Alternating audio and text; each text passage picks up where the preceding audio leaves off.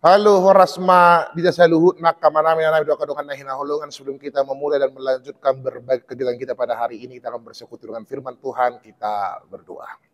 Kasih karunia dan damai sejahtera daripada Allah Bapa dan dari Allah Yesus Kristus menyertai kamu sekalian. Amin. Firman Tuhan dalam renungan hari-hari ini Sabtu 23 Agustus 2025 diambil dari Daniel pasal 11 ayat 32. Demikianlah firman Tuhan. Dan orang-orang yang berlaku fasik terhadap perjanjian akan dibujuknya sampai murtad dengan kata-kata licin, tetapi umat yang mengenal Allahnya akan tetap kuat dan akan bertindak. Di hatabatak di dok jala halak naman jahat dompak perjanjian ini apuan na balik marhitis yan ata hela-hela. Alay anggo bangswa kana tumadda debatana. Pato doson na marohana laos marsihohot. Itu saat na demikianlah firman Tuhan. Saudara terkasih dalam nama Tuhan Yesus Kristus, di era kemajuan informasi masa kini, di kemajuan berbagai media sosial dan berbagai informasi yang silih berganti setiap hari, tontonan di TikTok, tontonan di media sosial yang terus memperdebatkan sana sini, kemudian kita tonton yang bagian versi ini dan versi itu, sering sekali membuat setiap orang merasa, apa jangan-jangan tidak benar kekristenan ini? Apa jangan-jangan apa yang saya lakukan ini percuma begitu saja? Karena kita selalu terpengaruh dengan berbagai perdebatan, apologet, perdebatan ini dan itu yang kemudian menjelek-jelekkan dan juga mendukung dan satu sama lain. Sehingga di tengah-tengah ini kebisingan informasi, bahkan ada disinformasi ini, kita sering mengalami pengenalan yang kurang terhadap Allah. Kita mulai ragu, kita mulai berpikir panjang lebar melihat hal itu. Tapi firman Tuhan dalam renungan hari ini mau mengajarkan kepada kita, meneguhkan kepada kita. Ketika Daniel memberikan nubuatan atas perintah Allah kepada orang-orang dalam menghadapi kondisi kesulitan. Ayat 32 ini secara khusus ketika Raja Antiochus IV Epiphanes memimpin, yang selalu menindas orang-orang Yahudi, orang Israel, menindas orang-orang percaya pada saat itu. Mereka mencemarkan Bait Allah dan memaksa untuk menyembah dewa-dewa asing.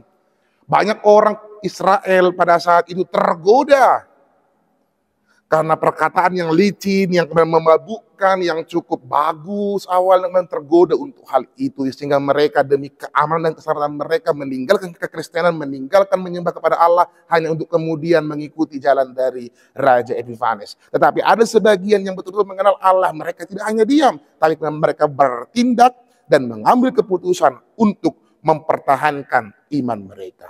Maka frasa akan tetap kuat berbicara tentang daya tahan rohani dan akan bertindak mengambil langkah iman. Saudara terkasih dalam nama Tuhan Yesus Kristus, pengenalan kita akan Allah mengajarkan kita satu hal. Kita bukan hanya tahu tentang Allah, tapi kita diajak untuk kemudian menghasilkan kekuatan dan bertindak. Apa itu? Tetap kuat meskipun tekanan datang, baik itu dari kondisi kehidupan, di kantor, di pekerjaan, dalam situasi ekonomi, situasi keluarga, ketika dapat tekanan, kita tetap kuat menjalani bersama dengan iman bersama Allah. Bertindak benar meskipun itu beresiko. Tidak mau ikut-ikut dalam hal-hal misalnya korupsi, pencemaran dan lain sebagainya. Karena kita tahu hidup dalam kebenaran. Maka keberanian dan kekuatan ini mengajak kita untuk survive dalam kondisi yang senantiasa terombang-ambing sampai saat ini. Maka kita diajak saudara terkasih melalui renungan harian hari ini. Kita jangan hanya bertahan, tapi kita mau bertindak, kita mau action. Iman itu action, iman itu nggak pasif. Layaknya Abraham yang diutus Tuhan berangkat ke negeri yang tidak ditujunya, dia tidak hanya fasik bertahan, tapi dia bertindak dan dia berjalan. Iman itu bergerak, jalan, aktif untuk menunjukkan pengenalan mendalam kepada Allah.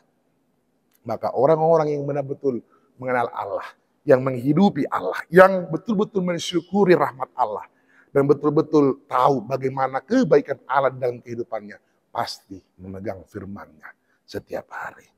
Maka marilah amanginah saudara terkasih, pengenalan kepada Allah mengajarkan kepada kita tidak hanya diam dan tahu, tapi mau bertindak, menunjukkan iman kita yang survive kepada Allah dalam setiap kehidupan kita.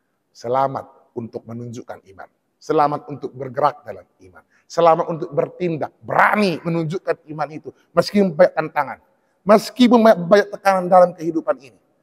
Kita mau tunjukkan bahwa di dalam perjalanan kehidupan ini ada kuasa, kekuatan yang lebih besar daripada tekanan itu sendiri. Selamat untuk kuat dan selamat untuk berani mewartakan itu. Tuhan memberkati. Amin. Kita berdoa. Terima kasih Tuhan yang Maha Baik, kami telah mendengarkan firman-Mu. Ajar kami Tuhan untuk menghidupi firman-Mu dalam kehidupan kami pribadi lepas pribadi.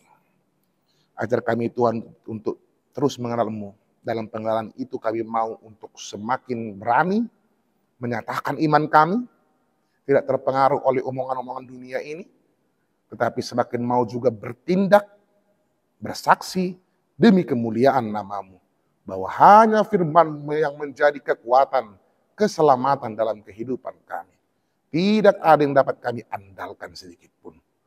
Ajar kami Tuhan untuk terus mau mempertahankan iman kami tengah-tengah kehidupan pergerakan teknologi informasi yang mungkin saja membuat kami terombang ambing, tapi kami mau belajar Tuhan bahwa satu-satunya yang bisa kami percayai dan kami andalkan hanyalah kasih setia. Berkati para jemaat-Mu Tuhan, berkati para pelayan, walaupun mereka berdatangan, pengasihan yang senantiasa menyertai mereka. Yang sakit Engkau sembuhkan, yang bergumul Engkau kuatkan Tuhan, dan setiap suka ataupun duka, sakit ataupun sia, dari anak-anak sampai ada orang dewasa yang sudah lansia pun Engkau senantiasa berkati mereka. Kami bawakan dalam doa Tuhan satu hari di dalam pengasihan-Mu, selaku esok hari Minggu, untuk beribadah bersama seorang percaya. Di setiap tempat Tuhan memuji dan memuliakan nama-Mu. Terima kasih Tuhan yang Maha Baik. Terpuji nama-Mu sampai selama-lamanya. Dalam nama Yesus Kristus, kami berdoa dan mengucap syukur. Amin. Tuhan memberkati kita semua, Manginang. Jangan lupa esok hari untuk gereja di gereja kita Kayu Pecinta Damai di pukul 6 pagi, 8 pagi, dan 10 pagi. Dan antarkan anak-anak kita untuk beribadah di sekolah minggu di pukul 8 pagi di gedung sekolah minggu. Tuhan memberkati kita semua, Manginang. Have a nice weekend. Salam cinta.